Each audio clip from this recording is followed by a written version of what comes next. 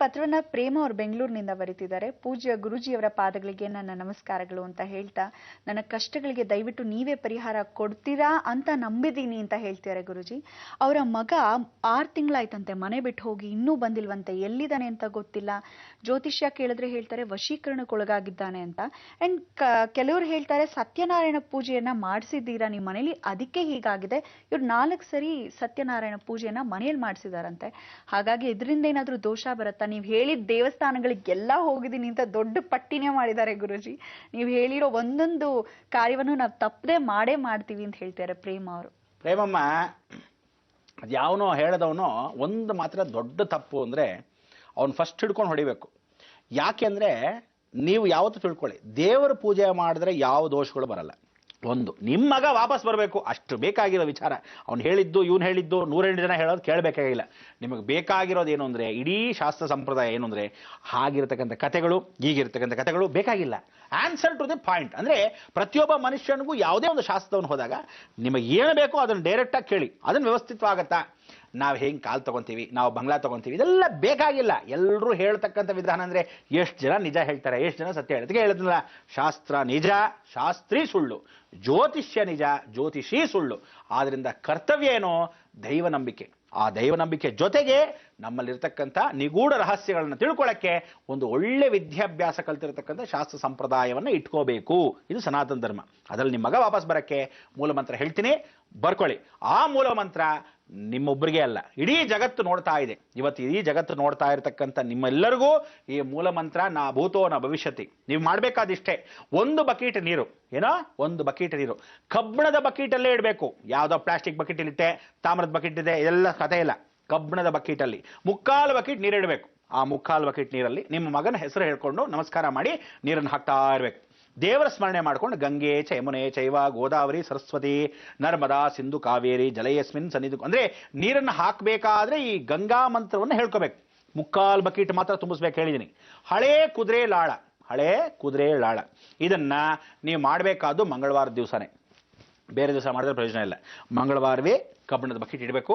3/4 bucket ನೀರನ್ನ ಹಾಕಬೇಕಾದ್ರೆ ಚೊಂಬಲ್ಲೋ ಬಕೀಟಲ್ಲೋ ಅಥವಾ ನೀವೇನು ಹಾಕ್ತಿದ್ದೀರಾ ನೀರನ್ನ ಹಾಕ್ತಾ ಇರಬೇಕಾದ್ರೆ ಗಂಗೆ ಸ್ಮರಣೆ ಮಾಡಿಕೊಂಡು ನಿಮ್ಮ ಮಗನ್ನ ಸ್ಮರಣೆ ಮಾಡ್ಕೋಬೇಕು. ಜಲ ಅಂದ್ರೆ ತಾಯಿಗೆ ಮಗನ್ ಬೇಕಾಗಿದ್ದಾನೆ, ತಾಯಿಗೆ ಮಗ ಬೇಕಾಗಿದೆ. ಚಂದ್ರ ಎಲ್ಲಿದೆಯೋ ಆ ಟೆಲಿಪತಿ ಆಕ್ಟಿವೇಶನ್ ಎನರ್ಜಿ, ತಾಯಾದವಳು ಈ ಮಂತ್ರವನ್ನ ಯಾವತ್ತು ಹೇಳ್ತಾಳೆ, ನೀರ್ ಹಾಗೆ ಹರಿದೋಗಿರೋ ಮಗ ವಾಪಸ್ ಬರಕ್ಕೆ ಆಕರ್ಷಣೆ. ಇದನ್ನ ನೀರು ಹೇಳ್ತಾ ಇರ್ಬೇಕಾದ್ರೆ ಗಂಗೆ ಚಮನೆ ಚೈವ ಗೋದಾವರಿ ಸರಸ್ವತಿ ನರ್ಮದಾ ಸಿಂಧು ಕಾವೇರಿ ಜಲೇಸ್ಮಿನ್ ಸನ್ನಿಧಿಂಕುರು, ಆ ಸನ್ನಿಧಿಗೆ ವಾಪಸ್ ಬಂದ್ಬಿಡಪ್ಪ ಅಂತ ಒಂದು ಸ್ಮರಣೆ ಮಾಡ್ಕೋಬೇಕು. ಅದಾದ್ಮೇಲೆ ಕುದುರೆ ಲಾಳ ಹಾಕಬೇಕಾದ್ರೆ ಕಬ್ಬಿಣದ ಕುದುರೆ ಲಾಳ ಸೌದ್ ಹೋಗಿರ್ಬೇಕು. ಹೇಳಿದೀನಿ, ಕುದುರೆ ಚೆನ್ನಾಗಿ ಓಡೋಗಿರ್ಬೇಕು, ಓಡಾಡ್ತಿರ್ಬೇಕು. ಅದು ಓಡಾಡೋ ಕುದುರೆನೋ ಹೊಸ ಲಾಳ ತಂದ್ಬಿಟ್ಟು ಹಾಕೊಂಡ್ಬಿಟ್ಟು ನಾನು ಇಟ್ಕೊಂಡಿದ್ದ ಲಾಳ ಅಂದ್ರೆ ಪ್ರಯೋಜನ ಇಲ್ಲ. ಹಳೆಯ ಕುದುರೆ ಲಾಳ ಅದನ್ನ ಸ್ಮರಣೆ ಮಾಡ್ಕೊಳ್ತಾ ಮೂಲ ಮಂತ್ರ ಹೇಳ್ತಾ ಇದ್ದೀನಿ, ಗಮನ ಇಟ್ಟು ಕೇಳ್ಕೊಳ್ಳಿ. ಇದನ್ನ ತಿರುಗಿ ಮಾಧ್ಯಮಕ್ಕೆ ಫೋನ್ ಮಾಡಿ, ಗುರುಗಳೇ ಇದು ಹೇಗೆ ಹೇಳಿದ್ರು, ಗುರುಗಳು ಒಂದು ಹೇಳಿದ್ರು ಅಂತ ಹೇಳಿ ಅವ್ರಿವ್ರಿಗೆ ಡಿಸ್ಟರ್ಬ್ ಮಾಡೋದಾಗ್ಲಿ ಖಂಡಿತ ಮಾಡ್ಕೋಬೇಡಿ. ಯಾಕಂದ್ರೆ ಅವ್ರುಗಳಿಗೂ ಆ ಮಂತ್ರ ಗೊತ್ತಿರಲ್ಲ. ಬರ್ಕೋಬೇಕು, ತಿರುಗಿ ನಿಮಗೆ ಹೇಳಬೇಕು, ನನ್ನನ್ನು ಕೇಳಬೇಕು, ಅವರು ಒಂದು 20 ಸಲ ನನಗೆ ಫೋನ್ ಮಾಡಬೇಕು. ಯಾಕೆ ಬೇಕಿದು? ಸರಿಯಾಗಿ ಕೂತ್ಕೊಂಡು ಬರ್ಕೊಂಡ್ರ ಅಂತ ನೋಡ್ಕೊಂಡು ಆಮೇಲೆ ನೀವು ವಿಚಾರವನ್ನು ತಿಳ್ಕೋಬೇಕು. ಇದು ಎಲ್ಲರಿಗೂ ಉದ್ದೇಶಪೂರ್ವಕವಾಗಿರ್ತಕ್ಕಂಥ ಮಂತ್ರ. ಬರ್ಕೊಳ್ಳಿ.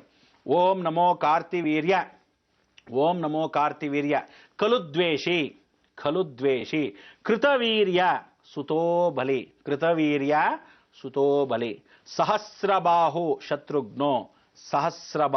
ಶತ್ರುಘ್ನೋ ರಕ್ತವಾಸೋ ಧನುರ್ಧರ ರಕ್ತಗಂಧಾಕ್ಷತೋ ರಕ್ತೋ ರಾಜಾಸ್ಮೃತು ಅಭಿಷ್ಠಿದಃ ದ್ವಾದಶೈತಾನಿ ನಾಮಾನಿ ಕಾರ್ತಿವೀರ್ಯಸ್ಯ ಯಃ ಪಠೇತ್ ಸಂಪದಸ್ತಸ್ಯ ವರದಂತೆ. ನೀವು ಸಂಪತ್ತು ದಸ್ಯ ಅಂತಲ್ಲ, ಸಂಪದಸ್ತಸ್ಯ ವರದಂತೆ. ಜನಸ್ತಸ್ಯ ವಶಂಗತಃ, ನಿಮ್ಮ ವಶ ಆಗಬೇಕು, ಮಗ ವಾಪಸ್ ಬರಬೇಕು. ಅದು ಯಾವನ್ಗ ಎಲ್ಲೋ ವಶ ಮಾಡಿದ್ರು ಇದೆಲ್ಲ ನಂಬ್ಕೊಳ್ಬೇಡಿ, ಆಯ್ತಾ? ಜನಸ್ತಸ್ಯ ವಶಂಗತಃ ಇತಿ ಶ್ರೀ ಕಾರ್ತಿವೀರ್ಯಾರ್ಜುನ ಮಹಾಮಂತ್ರ ಜಪಂ ಕರಿಷ್ಯೆ. ಇದು ಕಾರ್ತಿವೀರ್ಯಾರ್ಜುನ ಮೂಲ ಮಂತ್ರ, ಮಹಾಮಂತ್ರ ಜಪ ಕರಿಷ್ಯೆ. ಅಂದ್ರೇನು? ಇಡೀ ಜಗತ್ತಲ್ಲಿ ಏನ್ ಕಾಣೆ ಆಗಿದೆ, ಇಡೀ ಜಗತ್ತಲ್ಲಿ ಏನ್ ಕಳೆದು ಹೋಗಿದೆ, ಇಡೀ ಜಗತ್ತಲ್ಲಿ ಗಂಡ ಮನೆ ಬಿಟ್ಟು ಹೊರಟಿದ್ದಾನ, ಮಗ ಮನೆ ಬಿಟ್ಟು ಹೊರಟಿದ್ದಾನ, ಹೆಂಡತಿ ಓಡೋದೋಳು ವಾಪಸ್ ಬಂದಿಲ್ವಾ, ಅಥವಾ ಯಾವ ಕಾರಣಕ್ಕೂ ಪರವೀರತನ ಅನುಗ್ರಹದ ಸಿದ್ಧಿಯಾಗಿಲ್ವಾ, ವಾಪಸ್ಸು ನಿಮ್ಮ ಆಕರ್ಷಣೆಗೆ ಈ ಮಂತ್ರವನ್ನು ಹೇಳ್ಕೊಂಡ್ರೆ 9 ದಿವಸದಲ್ಲಿ ನಿಮಗೆ ಸುಳಿವು ಸಿಗುತ್ತೆ. ಅಂದರೆ ಒಂದನ್ನು ಮಾತ್ರ ಸ್ಪಷ್ಟೀಕರಣ ಪಡಿಸ್ತೀನಿ. ಅಕಸ್ಮಾತ್ ಆ ಸುಳಿವಲ್ಲಿ ಕೆಟ್ಟದಾದ್ರೂ ಸರಿ, ಅಂದ್ರೆ ವಾರ್ತೆ ಅಯ್ಯೋ ಸತ್ತೋಗಿದ್ದಾರೆ ಅನ್ನೋದು ಎಲ್ಲ ನಿಜವಾ ಸುಳ್ಳ ಸಿಗತ್ತೆ, ಬರುತ್ತೆ ವಾಪಸ್ಸು. ಅದು ಹೆಣದ ವಾರ್ತೆ ಆಗ್ಬೋದು, ಇಲ್ಲ ಮಗ ಇಂಥ ಕಡೆ ಇದ್ದಾನೆ ವಾರ್ತೆ ಸಿಗತ್ತೆ. ವಾರ್ತೆ ಮಾತ್ರ ಗ್ಯಾರಂಟಿ ಸಿಗತ್ತೆ, ಅದಲ್ಲದೆ ಮಗನು ವಾಪಸ್ ಬಂದ್ಬಿಡ್ತಾನೆ. ಇದು 3ರಲ್ಲಿ ಏನಾದ್ರೂ ಘಟನೆ ನಡೀಬಹುದು. ಯಾಕೆಂದ್ರೆ ನಾವು ಭಗವಂತ ಅಲ್ಲ. ಆ ಭಗವಂತ ನಾಮಕರಣ ಏನು ಅಂದ್ರೆ ಸುಳಿವು ಸಿಗದೆ ಇರ್ತಕ್ಕಂಥ ನಿಮ್ಮ ಡೌಟ್ಗೆ 108 ಜನ ತಲೆ ಚುಸ್ತಾ ಇರ್ತಾರೆ. ಇಲ್ಲ ಅಲ್ಲಿರ್ಬಹುದು, ಇಲ್ಲಿರ್ಬಹುದು, ಇಲ್ಲ ನಾನು ನೋಡಿದೆ ಸುಳ್ಳು ಹೇಳಿರ್ಬಹುದು, ಅಥವಾ ನಿಮ್ಮ ತಲೆಗೆ ಗೊಂದಲ ತಂದಿರ್ಬಹುದು. ಈ ಎಲ್ಲ ಗೊಂದಲಕ್ಕೆ ಈ ಮೂಲ ಮಂತ್ರವೇ ಕಾರಣ. ಅದಕ್ಕೆ 9 ದಿವಸದಲ್ಲಿ ಈ ಲಾಳವನ್ನ ನೀವು ಹಾಕಕ್ಕೆ ಮೊದಲು ಮಗನ ಹೆಸರು, ನಕ್ಷತ್ರ, ರಾಶಿ ಎಲ್ಲ ಕಳೆದು ಹೋಗಿರ್ತಕ್ಕಂಥ ಬುಧವಾರ ಅಥವಾ ಗುರುವಾರ, ಯಾವ ದಿನ ಯಾವ ವಾರ ಹೋಗಿರ್ತಾನೆ ಗಮನ ಇಟ್ಕೋಬೇಕು ನೀವು. ಆ ವಾರದ ಆ ದೇವರನ್ನ ಸ್ಮರಣೆ ಮಾಡ್ಕೋಬೇಕು. ಬುಧವಾರ ಆದ್ರೆ ಬುಧನ ಸ್ಮರಣೆ ಮಾಡ್ಕೊಳ್ಳಿ, ಮಹಾವಿಷ್ಣು ಸ್ಮರಣೆ ಮಾಡ್ಕೋಬೇಕು. ಗುರುವಾರ ಆದ್ರೆ ಗುರುನ ಸ್ಮರಣೆ ಮಾಡ್ಕೋಬೇಕು. ಗುರು ಯಾರನ್ನ ಪೂಜೆ ಮಾಡ್ತಾನೆ? ದಕ್ಷಿಣಾಮೂರ್ತಿ, ಆ ದಕ್ಷಿಣಾಮೂರ್ತಿ ಸ್ಮರಣೆ ಮಾಡ್ಕೋ. ಶುಕ್ರವಾರ ಕಳೆದು ಹೋದ್ರೆ ಶುಕ್ರನಿಗೆ ಸ್ಮರಣೆ ಮಾಡ್ಕೋಬೇಕು. ಯಾರನ್ನ? ಮಹಾಲಕ್ಷ್ಮಿ ಸ್ಮರಣೆ ಮಾಡ್ಕೋಬೇಕು, ಅದನ್ನು ಹಾಕಬೇಕು. ಶನಿವಾರ ಆದ್ರೆ ಶನೇಶ್ವರನು, ನಾರಾಯಣ ಸ್ಮರಣೆ ಮಾಡ್ಕೋಬೇಕು. ಮಲಗಿರೋ ನಾರಾಯಣ ಅದೇ ರಂಗನಾಥನ ಸ್ಮರಣೆ ಮಾಡ್ಕೋಬೇಕು. ಇಬ್ಬರನ್ನೂ ಸ್ಮರಣೆ ಮಾಡ್ಕೊಂಡು ಇದನ್ನು ಹಾಕಬೇಕು. ಮಗನ ಹೆಸರು ಹೇಳ್ಕೋಬೇಕು.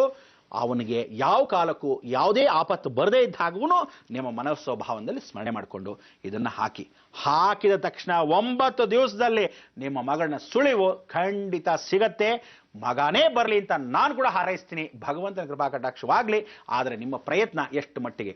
ಹಾಕುವಾಗ ನೀರಿಗೆ ಗಂಗೆ ಸ್ಮರಣೆ, ಹಾಕದ ಮೇಲೆ ಲಾಳ ಹಾಕುವಾಗ ಮಗನ ಸ್ಮರಣೆ, ತದನಂತರ ಹಾಕಿದ ಮೇಲೆ ಈ ಮೂಲ ಮಂತ್ರ ಸ್ಮರಣೆ. ಮೂಲ ಮಂತ್ರ ಸ್ಮರಣೆನ ಇನ್ನೊಂದು ಸಲ ಅದನ್ನೇನು ಮಾಡ್ತೀವಿ, ಹಾಕುವಾಗಲೇ ಕೆಳಭಾಗದಲ್ಲಿ, ಈ ದಿನ ಇಲ್ಲದಿದ್ರೆ ಮುಂದಿನ ದಿನದಲ್ಲಿ ಆ ಮಂತ್ರವನ್ನು ಕೆಳಭಾಗದಲ್ಲಿ ಎಲ್ಲ ವಿಶ್ಲೇಷವಾಗಿ ಸ್ಕ್ರಾಲಿಂಗಲ್ಲಿ ಹೋಗುತ್ತೆ. ಯೋಚನೆ ಮಾಡಬೇಡಿ, ಒಳ್ಳೆ ವ್ಯವಸ್ಥೆ ಆಗಲಿ.